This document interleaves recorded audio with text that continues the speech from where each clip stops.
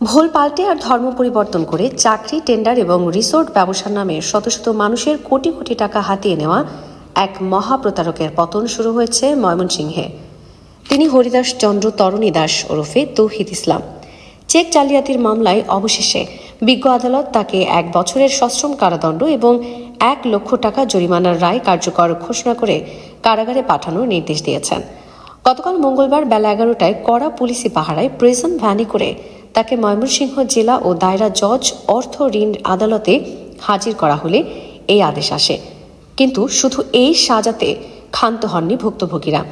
এই মহাপ্রতারক রয়ের এজেন্ট হরিদাসের দৃষ্টান্তমূলক শাস্তি, ভুক্তভোগীদের আত্মসাৎকৃত অর্থ ফেরত ও ক্ষতিপূরণ এবং ফাঁসির দাবিতে আজ বুধবার সকাল 11:30 থেকে 12:30 পর্যন্ত ময়মনসিংহ প্রেস ক্লাবের সামনে এক বিশাল মানববন্ধন অনুষ্ঠিত হয়েছে। বৈষম্যবিরোধী ছাত্র আন্দোলনের কেন্দ্রীয় শাখার শহীদ ও আহত সেলের সহসম্পাদক গোলাম মোর্শেদ খানের নেতৃত্বে আজকের এই মানববন্ধনে অংশ নেন ফুলবাড়িয়া উপজেলার শরীফুল ইসলাম, আবুল কালাম সহ প্রতারিত শতাধিক পরিবারের সদস্য ও দেশপ্রেমিক ছাত্র জনতা। মানববন্ধনে উঠে আসে হরিদাসের ভয়ঙ্কর সব অপরাধের চিত্র। তিনি নিজেকে তৎকালীন প্রধানমন্ত্রী শেখ হাসিনার পরিবারের সদস্যদের ভুয়া প্রোটোকল অফিসার পরিচয় দিতেন এবং বিশ্বাস অর্জনের জন্য এডিট করা ছবি দেখাতেন। আপনাদের এলাকায় হরিদাস চন্দ্র তরুণী দাস সে কি একজন মুসলিম মেয়েকে বিয়ে করেছে? জি, রবিকুলের মেয়ে স্মৃতি নিরহ গরিব হরিদাস পাল তার মেয়েকে বিয়ে করার পরে তারা এখানে রিসোর্ট করে এবং মেয়েকে তারা শারীরিক এবং মানসিক অত্যাচার করে। হরিদাস হঠাৎ কেন মুসলিম মেয়েকে বিয়ে করলো এবং ইসলাম ধর্ম গ্রহণ করেছিল বলে আপনার কি মনে হয় এই বিষয়টা? আমার মনে হয় এই হিন্দু থেকে ইসলাম ধর্ম গ্রহণ করার পরে আমাদের মাঝখানে ধর্ম মুসলিমের মাঝখানে একটা বিরোধ সৃষ্টি করার জন্যই এই কাজটা করছে। নাতে ইসলাম ধর্ম গ্রহণ করার পরে আবার দ্বিতীয়বার কেন হিন্দু হবে, তার মাঝখানে আসলে কোনো কিছু ছিল, রহস্য ছিল। তার মানে সে চাইছিল যেন হিন্দু আর মুসলমানদের মধ্যে একটা বিরোধ সৃষ্টি হয়।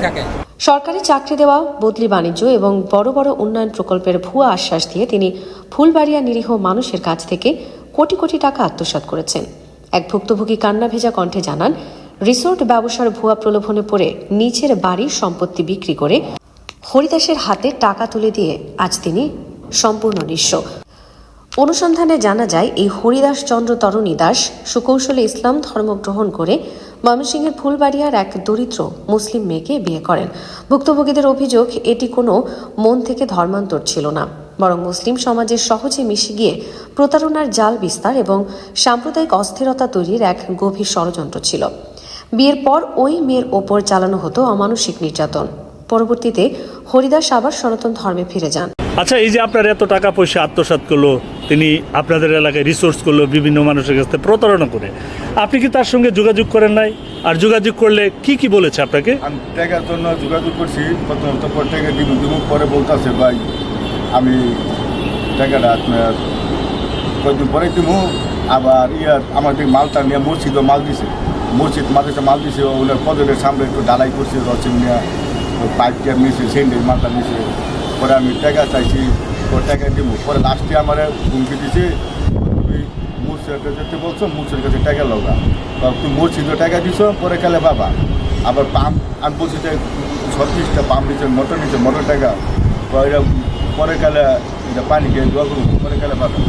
সরি, এই যে আপনি প্রতারণার শিকার হয়েছেন, আগে কেন বলেন নাই আর এখনই বা কেন বলছেন? আগে বলি নাই, প্রশাসনকে হুমকি দিয়ে দিত। তারপর এখন একটু দেশ পরিস্থিতি খুব ভালো, এখন এই জন্য এখন বলতেছে।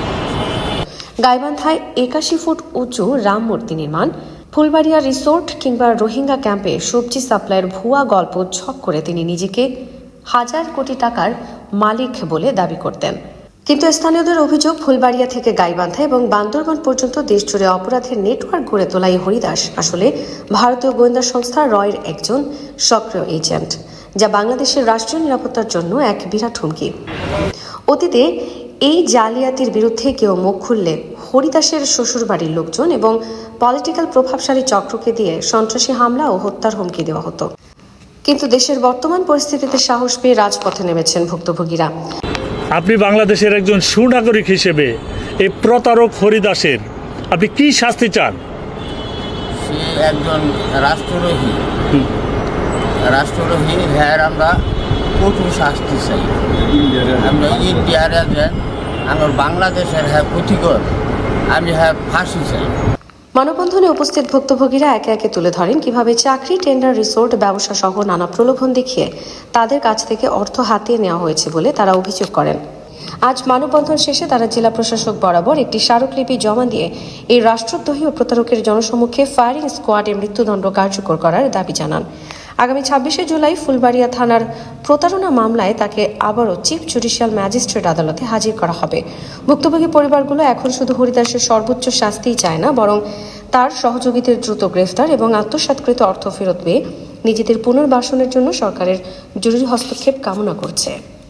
রাজনৈতিক মহলদের সাথে তার খুব সুসম্পর্ক ছিল এবং আপনারা এটাও জেনে থাকবেন যে তৎকালীন প্রধানমন্ত্রী শেখ হাসিনা প্রোটোকল অফিসার পরিচয় দিয়েও সে বিভিন্ন ধরনের প্রতারণা করে, যেমন চাকরি বাণিজ্য, বদলি বাণিজ্য এবং তার যে রিসোর্টটা নির্মাণ করে প্রায় 3 কোটি টাকা পেয়ে সেই রিসোর্টে শেয়ারের কথা বলেও বেশ কয়েকজনের কাছ থেকে মোটা অঙ্কের টাকা সে হাতিয়ে দেয়।